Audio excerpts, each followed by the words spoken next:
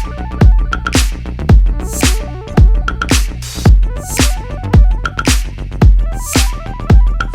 of all, thank you for joining me again. Yeah, great here to see in Seattle. It's a little rainier than last time, but yeah, it's good to be here This is still. more typical in this time of year. I believe it. So last time we chatted, it was 2019. I feel like 2020, do you have any New Year's resolutions or things you focus on at the beginning of a new decade? Well, this year I'm going to travel a little bit less than normal. The theme of the annual letter last year, which is why we spoke, was surprises. And so I read the annual letter for 2020, and I'll link it below if anyone wants to check it out. But the theme was swing for the fences. So how does that different for you this year? How does that look as a strategy and as an overall plan for you? Well, this annual letter, we kind of took the 20-year perspective because it's our anniversary. We got going all the way back in the year 2000 and had, dreams of having huge impact in U.S. education and in global health. With global health, because of some new vaccines that we've been involved with and those have really gotten out, we, swung for the fences there and actually it succeeded. Education's been a lot tougher where, although we've done some good curriculum and done some things for tutoring and kids getting feedback, we don't have the dropout rate, the graduation preparedness. Still, the system is not dramatically improved and nowhere near as good as we want it to be. Right. And I feel like you always seem to swing for the fences in general. It's just sort of a new way of framing it. But I have to ask, if you are swinging for the fences, what if you miss? Well, hopefully you get more than one swing. Is that fair? Yeah. Either at the same problem, like multiple malaria vaccine constructs, so that if you have two or three, the combined chance of success is much higher, or that you're working in multiple areas, not just one area. Right. In climate, for example, I have a company that's trying to make a nuclear reactor that would be very cheap and that would have safety so that the public would be very accepting of it. Yeah. Now, even I realize that's high risk, less than 50% chance all that comes together. And yet, if it did, and the only reason I'm involved is it would really help with climate, let us generate electricity without any greenhouse gases. I have a quote from you on climate from the annual letter, and I think it's pretty good. So I read quotes back to people from their own speeches a lot, but this is something you wrote. Tackling climate change is going to demand historic levels of global cooperation. Is that, I guess, one of the biggest challenges of climate change? I mean, there's always ways to innovate in tech and innovate in other fields, but is the cooperation of all these companies that all have to chip in to make a difference one of the biggest challenges? Yes, the getting to zero means all the countries going along in all the different sectors of emissions. So It's not enough if you just do passenger cars. Right. Even that's super hard and very important, but you also have to do industrial and agriculture and other forms of transport like planes and long distance trucks. And so the number of innovations is very, very high. And in some of these areas, the green approach will still cost more than the dirty approach. And so convincing people that the benefits of stopping these emissions mean that you should be willing to pay extra for some of these activities. Right. If we get super good innovation, in a few cases, we might get the green premium, I call it, to zero, so that you don't pay any extra. But because there's so many sources of emissions, some of them will be premium priced, and yet we have to go to 194 countries and get almost all of them, particularly the big ones, to go along, or else the motivation for the others falls apart and the whole thing fails. And on that same theme, the premium of something that might be considered better or cleaner for the environment, we spoke about Tesla briefly last time, and I think what you mentioned basically was they have a great product, but they're still premium. It's still more expensive to get one, which is why it's not everywhere. Do you think that if that problem is solved, that could be one of the more important things towards advancing an advent of sustainable transport? Like, that's one of the most important things for that company and eventually for the entire industry, is to bring the premium down to hopefully zero, so that it's a no-brainer to go electric or zero emissions.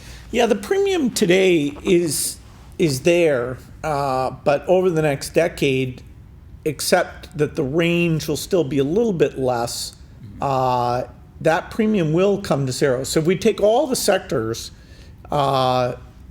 passenger cars is actually one of the most hopeful. And certainly Tesla, if you had to name one company that's helped drive that, it's them. Now, all the car companies, including some other new ones, are moving super fast to do electric cars. Actually, the biggest concern is, will the consumers get on board, overcome their range anxiety? I just got a Porsche Taycan, which is an electric car. Okay. And I have to say, it's a premium price car, but it is very, very cool. Okay.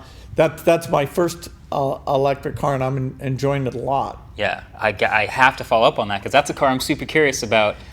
You don't see them nearly as much, but one you see pretty much everywhere is Tesla Model 3. Yes. I see them all over Seattle, you see them all over downtown, and if you're in LA. Is there anything missing from that experience? Obviously it's a fun car, but other than getting the price down and continuing to make a better product, is there any other reason not to go electric, I guess? Well, the range, if you want to go a long distance, right? The pervasiveness of recharging, the time to recharge, compared to filling up a tank of gas, the amount of energy that's going in, per minute of filling your gas tank is kind of mind-blowing. Gasoline is very dense energy, 30 times more dense than the current lithium batteries.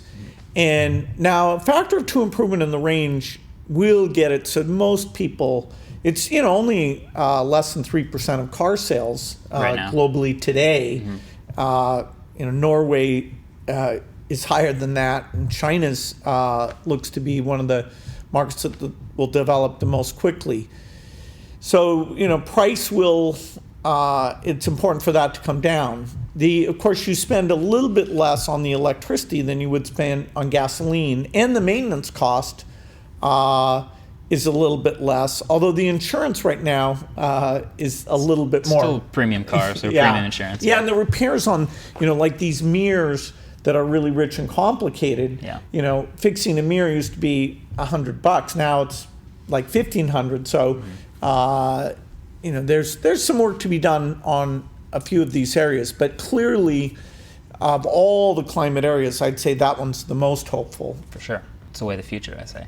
All right, so as a YouTuber, I feel like I have to ask about YouTube, and with all the work you've done with not only spreading vaccines for as many people as possible, but there's also kind of the second job of spreading information about vaccines. You mentioned in the annual letter people who are hundreds of meters from somewhere where they could have gotten a vaccine and didn't. What do you think about the role of sites like YouTube in the spread of not just information but potentially misinformation when it comes to things like vaccines or climate change?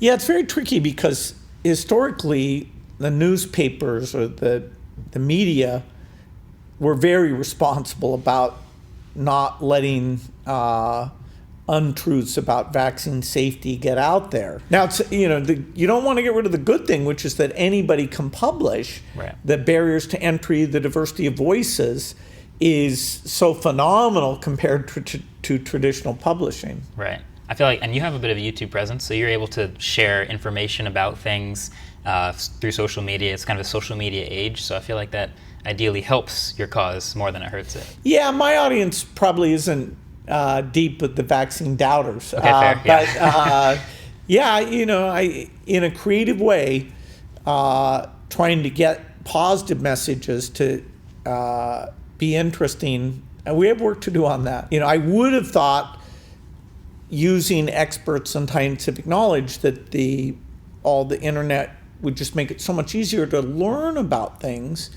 And yet, in some ways, people aren't seeking out complex information, particularly if it disagrees with some preconceived notion that they have. So, how can social media get out there and be a little bit of a force for education, particularly on climate, where without a consensus, we won't do the hard things that will save things for the next generation. So we want to push the information that helps the most amount of people to as many people as possible. That's one version of swinging for the fences.